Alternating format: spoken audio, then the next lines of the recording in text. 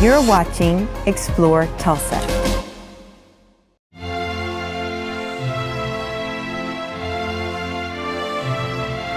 What do you do with all that money? Well, you live life to the fullest. And that's kind of what Mr. Coleman and his wife did. He married a young lady who was 30 years younger than he was, and they traveled a lot. Spent a lot of time in Florida area, California. They traveled the world. They loved to go to shows. They traveled to all the major cities in the country and throughout Europe to see great entertainment. And as he got a little bit older, he got the idea that he wanted to build a theater here in his hometown, not his hometown, but where he was living, because he thought that would be a good thing to do. He put out a lot of feelers, talked to a lot of people in the entertainment industry, and to a man, they almost all told him the same thing: don't do it. Now, we actually have copies of letters in our history room that verify that. Don't do it, it'll be a money pit, you'll never get your money back, it's just not worth it. But Mr. Coleman was pretty headstrong, and so he went about and made the decision that he was going to build a theater. If you're going to build a theater, you're going to have something very important, right?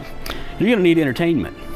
And so to get that entertainment, Mr. Coleman, who was spending a lot of time in California, had made a lot of contacts. Most people don't realize Mr. Coleman was an early investor in Hollywood.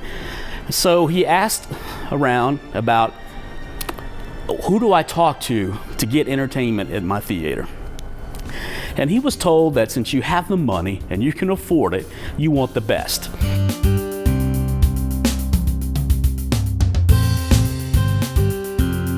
We have a lot of great people that performed on this stage that were in the vaudeville time period. A lot of them are not verified because there really aren't very good records of who was here, because a lot of times it would say so-and-so's vaudeville troupe was here, but it didn't list who was in the troupe. But there are people that we can verify. For instance, we know Will Rogers was here more than one occasion, and also we are positive that Sally Rand was here. I don't know if you people are familiar with her. She's quite an interesting person. She was I'd say America's first and favorite exotic fan dancer. She would dance with fans in kind of provocative ways, and she was very popular. Both times she was here, sold out crowd. So we can verify that. We also know that Blackstone, the magician, was here. You may not be familiar with him, but he was Harry Houdini's protege. He was here. Now, Bing Crosby was a family friend of the Colemans. Even to this day, generations later, the Colemans and the Crosbys are very close friends. He was here, but never in a public capacity. We don't see anywhere where he, come see Bing Crosby. But we have heard tell that he would come here sometimes with the Colemans and maybe some of their friends, and he would sing a few tunes on the piano. And of course he would.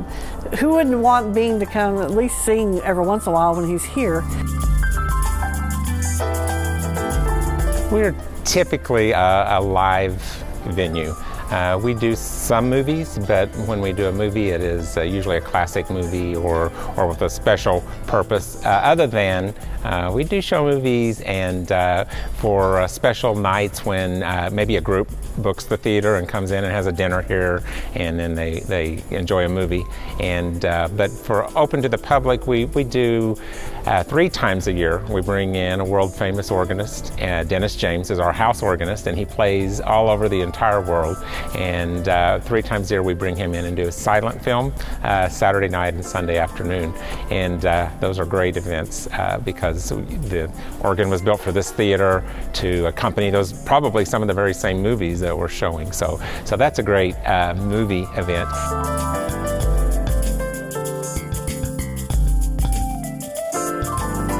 We have live events most of the time. Our audience seems to respond well to things like Bob Wills' Texas Playboys. That's one of our biggest shows that we have. Riders in the Sky, but we also have a many variety of things. We try to bring in something for everyone.